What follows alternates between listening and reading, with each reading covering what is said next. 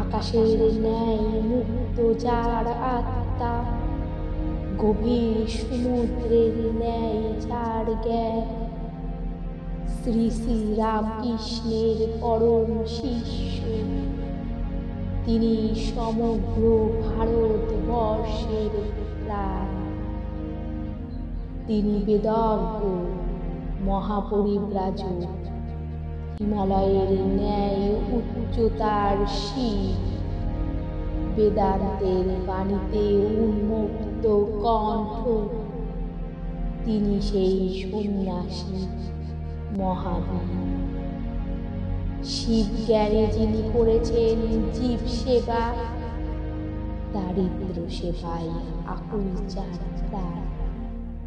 ক্রমূল হৃদয় যার বজ্র শক্তি, বিশ্ব সবাই ভারতকে করেছেন মহান।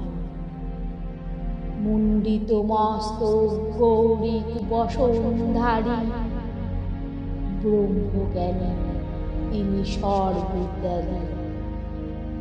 তিনি বীর সন্ন্যাসী স্বামী বিবেকানন্দ।